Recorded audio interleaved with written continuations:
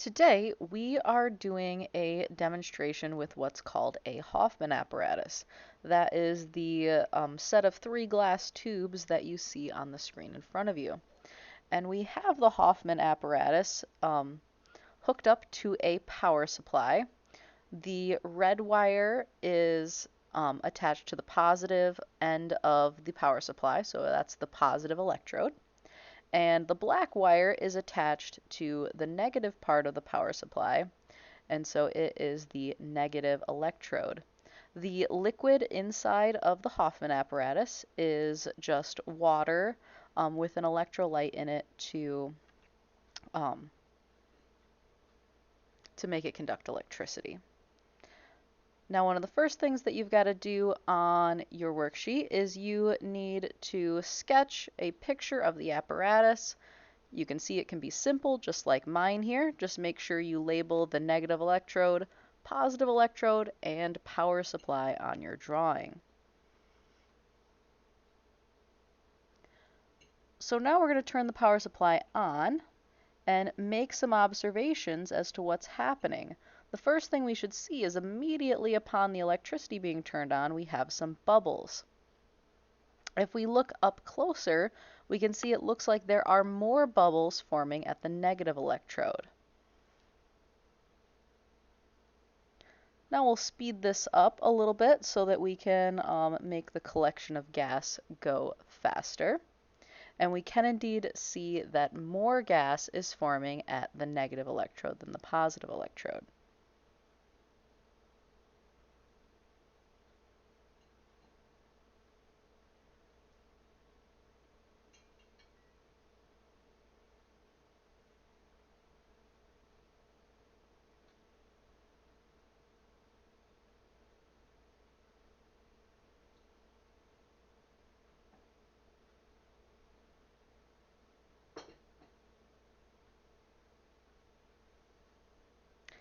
In fact, as time continues on, it appears that twice as much gas is forming at the negative electrode than compared to the positive electrode.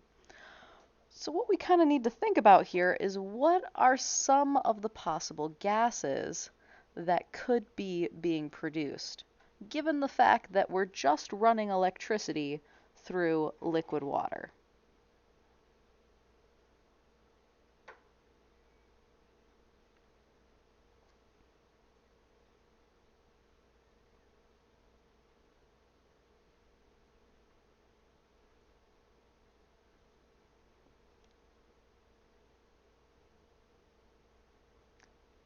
So there's really only three main options for gases that could be being produced here. We could have oxygen gas, we could have hydrogen gas, or it could just be water vapor or steam. And we're going to want to test these gases to see which one it is. And we can do that based on the properties of each of these gases. Given the fact that we know that oxygen gas is needed for fire, so it could reignite some glowing embers. Water vapor, like water, will extinguish a flame, while hydrogen gas is very flammable and should catch fire in the presence of a flame. So now we're going to do some testing. First, we are going to test the gas at the positive electrode.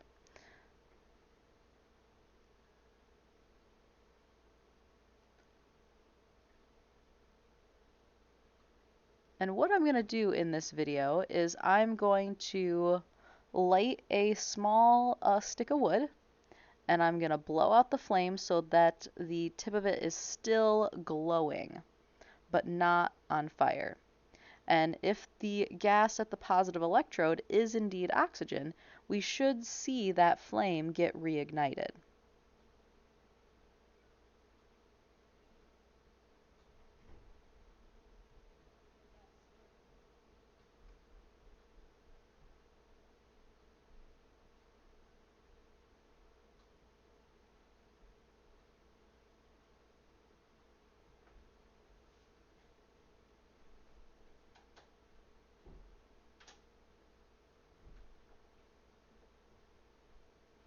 So now I'm filling a test tube with the gas from the positive electrode, and we see that it does indeed reignite the glowing splint.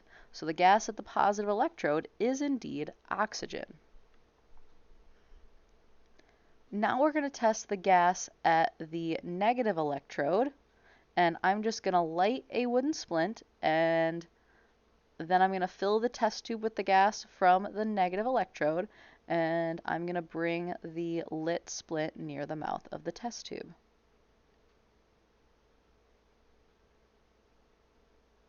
The explosive reaction tells us that hydrogen is indeed being formed at the negative electrode. Now let's review our observations. We were able to see bubbles forming at the electrodes, and we noticed that more gas was being produced at the negative electrode. Over time, we saw that it was in fact twice as much gas forming at the negative electrode, and the gas at the negative electrode was able to be ignited by a flame, and the gas at the positive electrode reignited glowing embers. So now we should be able to answer those last three discussion questions. What gas is formed at the positive electrode, and how do you know?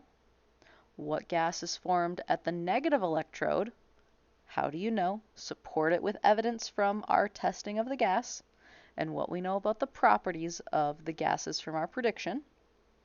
And lastly, based on the fact that hydrogen was formed at the negative electrode, and we saw twice as much gas produced at the negative electrode as compared to the positive, you should be able to answer that last question and explain why the chemical formula for water is H2O.